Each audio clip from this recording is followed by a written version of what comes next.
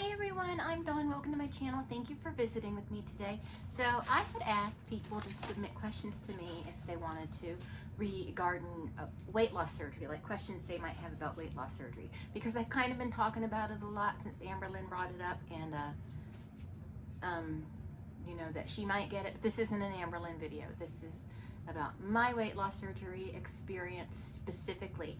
Other people who may have had weight loss surgery may have an entirely different experience than me and totally different answers to these questions. So if you're someone who may have had weight loss surgery, I invite you to answer these questions on your channel as well if you have a channel. So we're gonna, I kind of jotted them down, so I've got to read my scribble scrabble. So I want to just get this one out of the way because it is embarrassing. It's what's the most embarrassing thing that happened to you because of your weight? Well, I usually wasn't, maybe I was just not self-aware or whatever, but I wasn't really bothered too much by my weight, like being out in public and stuff. And then one day we went to Universal, and I got in the seat to test the test seat to see if I can comfortably ride the Hogwarts ride. And I don't remember what it was called, but the thing wouldn't close over me, so I couldn't ride it. And that was pretty embarrassing for me, and it was upsetting too because, you know, and you know, that was kind of the thing that made me decide to get weight loss surgery, was because I couldn't even go on the Hogwarts ride with my kid. I couldn't enjoy that ride with my kid, you know. That was, and another thing embarrassing that happened that same day, I went to get on the Mummy ride. I didn't test to see if I could fit in it because at the time there wasn't a testing seat, and it was like a row, so there were several of us in a row, and the thing wouldn't fit on us all the way, and I almost had to get off, but I sucked in and they forced it in place. But that was embarrassing too. So yeah. Oh, and here's one. I want to just get this one out of the way. Has anything embarrassing happened to you as a result of weight loss surgery, and will you share? Okay, this is really embarrassing. It's TMI and it's gross, but I'm going to share it with you because everybody does this. So while I was in the hospital after my weight loss surgery, they had given me Colays, and I got up to just go, you know, to just like walk around a little bit, because they said you have to walk, and you have to walk a lot or they were not going to let you go home. And so I got up to walk, and I just felt stuff splashing on me. You know, I didn't feel like I had to go or anything, but stuff was splashing on me, and it was just pure liquid coming out of me, and I didn't even feel it. Like, I didn't get a rumble in my tummy or anything. It was just, and I was looking at it like, what is this? And I was at first thinking, that's not coming out of me, is it? And it was a lot. And I'm like, what is, and I happened to be alone, but remember, I had stitches and stuff, so I was like, oh, bending and all that was not easy to do, but I was not going to let anyone clean my mess up behind me. So, and it was the only time during my stay there that I had a male nurse, and he started to walk in. I told him not to come in, and I shuffled my way to the door, and I asked him if I can get some things to clean up a mess with. He goes, oh, what happened? I'm like, no, there's just a mess I want to clean up. And he's like, he wouldn't let it go, so finally I just told him, and he goes, oh, well, we'll get it for you. I'm like, no. He goes, no, you can't do all that bending and twisting. I'm like, no, I want to do it. Let me do it. He's like, no, you can't do it. And I was like, oh God, this is so embarrassing. And he said, really, we don't care. It's, you know, it's not even the first time this hour that this has happened, you know. And he was really good with me, but I was just, that was really embarrassing for me. And that was right when I got the surgery too. That was like the next day. So yeah. So what was your breaking point that made you get weight loss surgery? Like I said, it was the not being able to get on that ride with Marshall. at Universal Studios. That was just it. You know, it may seem silly and like um, childish or whatever, but I can't even ride a ride with my kid. I need to lose weight. And I had tried everything except for weight loss surgery. So, do you feel like weight loss surgery is cheating? No, I don't. It's a tool, just like people use Jenny Craig or Weight Watchers or whatever as tools. It's a tool, because if you don't do the work, you're not going to lose the weight, or you may lose the weight, but you're going to gain it right back. So no, I don't think it's cheating. I know there are people like young dumb honey bun that thinks it's cheating. I don't know if she thinks surgery is cheating, but I know she thinks Ozempic to lose weight is cheating. But yeah, I don't think of it as cheating. I don't think anything you do to better your health or to try and better your health is cheating. You know, and to me that's kind of a silly word to use to explain it. You know, cheating. You know, I'm cheating myself out of a quality of life by not getting it. So yeah, no, I don't look at it as cheating. I can't read my own writing.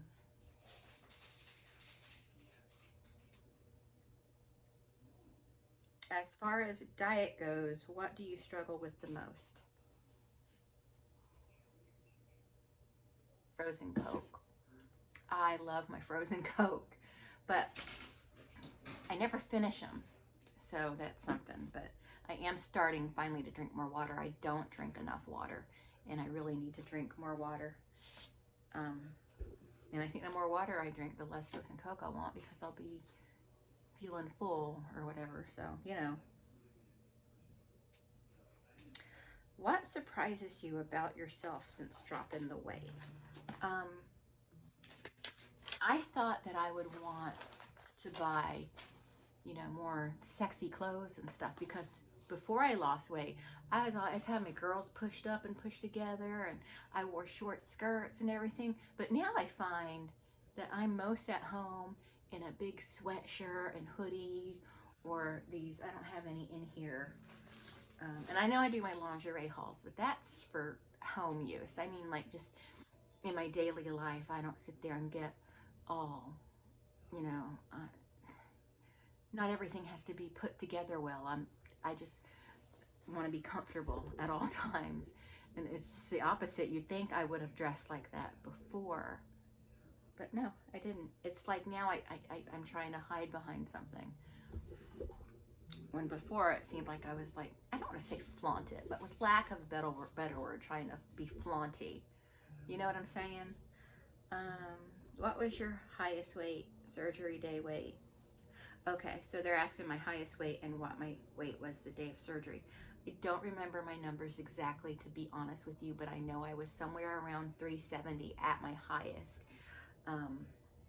And I think I was around, what are you doing, Tina? And I think I was around 350, 355 on the day of surgery. How much did the doctor want you to lose pre-op? He didn't give me a number. He didn't say anything. He said, don't gain weight. That's all he said, is not to gain any more weight. But he didn't give me a number to lose. He was fine with me losing, but he didn't give me a number. Can you talk about the psychological evaluation? What did you have to do during the evaluation? Okay, so Tina, quit it. She's messing around over here. So for the psych eval, I had to do a multiple choice thing. There was over 500 questions. I think it was something like 523 questions, and then we had to do a one-on-one session, and it was with my regular psychologist. She did the whole evaluation, and then she writes up a report and sends it to the doctor. Hi, Tina. Do you ever regret? Do you ever regret weight loss surgery? No, never. Not a second goes by that I regretted weight loss surgery. You said you had weight loss surgery. I forgot what kind, and then 5 years later you had a revision. Can you tell us more about that? Okay, so originally I had a gastric sleeve. worked really well for me as far as weight loss goes, but my acid reflux was terrible, and it was getting worse and worse and worse. It was like continuous, and it got to the point where well, they had to do a Bravo on me, which is when there's a little implant placed in your esophagus so they could measure your pH and stuff like that.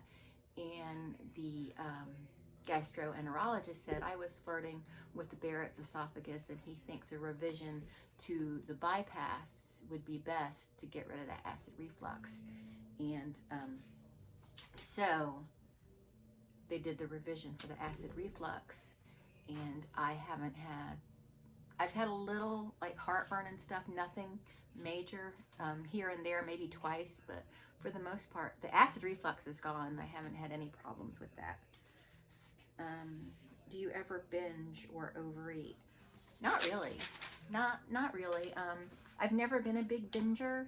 That wasn't my problem. I didn't have a ED. I just liked food, you know, and was raised on a very unhealthy diet and unhealthy habits, and I just had to change my way of living.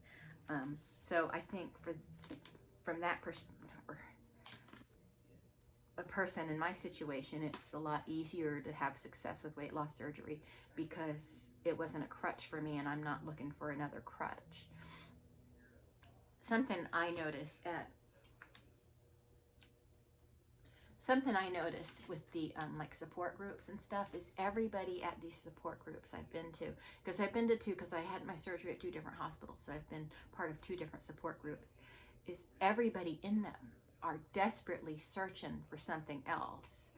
Like, it's hard to explain, but it's like, oh, they got rid of one morbidity, now they need something else. They need something else. One woman said that she doesn't get the attention she used to get, or something like that, and she thinks it's because she had that weight on her. And she goes, I feel like that was me, being the fat woman was who I was, and without that fat girl, I'm nobody, you know. And so they're all trying to find something else because they don't have the food anymore. And I've also seen people who have failed. I know somebody whose mom had the gastric bypass, and she is easily over 500 pounds now. It's sad to see because these can fail over time, you know. You can stretch it out. Did your taste buds change after surgery? Yes, they did a little bit. And things I used to love, I don't eat anymore, like chocolate. It's not that important to me anymore. I've never been, like, I never disliked chocolate, but I was never really that, like, I was never like chocolate or death. I was never like that, but now chocolate is just kind of, yeah. You know, I don't hate it, but I'm not going to grab it either. I heard your sense of, it's too rich is what it is. I heard your sense of smell is messed up after surgery. Did that happen to you? Okay, I don't remember that happening when I got the sleeve, but when I had my revision last year, or not last year, but 2022, I noticed for a long time, and even still now sometimes, everything that has a smell smells like burnt hair to me. Whether it's an unpleasant smell or a good smell, just all smells like burnt hair to me. So that's getting better. Like, I can smell perfumes and things like that and candles, but a lot of things still do smell like burnt hair, but mostly it's things that are associated with unpleasant smells. So, did I skip some questions? I think I skipped some questions. Oh no, I didn't. Okay. Oh, have you had any skin removal surgery? Yes, I did. I had my apron removed because my belly hung down really low and there was a lot of loose skin. So I had that removed. That's called a peniculectomy. And I had a breast reduction. And now I haven't had a breast lift or a tummy tuck. Those are things I'm thinking about getting in the future, but it doesn't really look that bad now. But to make myself feel better, and I want to get rid of this. I've wanted to get rid of this my whole life. This, I hate it, but that's a discussion for another time. My arms, I just need to work them out better. And between my thighs, they're a little slappy, but we'll see. I might go back to the plastic surgeon later this year and talk about it with him. Because there are, like, this is what I want done the most, but it's of everything, it's probably the thing that's going to bring me the least amount of satisfaction, because I can hold my face certain ways or whatever, but I've always had this. Even when I was skinny, I had a little waddle. I hate it. Okay. Oh, and for just FYI, for the paniculectomy and the breast reduction, insurance did cover those. And because I had met my out-of-pocket for that year, it covered them both at 100%. It was very exciting for me. I know that's not everybody's situation, but just putting that out there. Was it hard to get insurance to cover it? I think they mean the weight loss surgery. For the sleeve, the first time I had the surgery, it was not hard to get insurance to pay for it. I had insurance through work.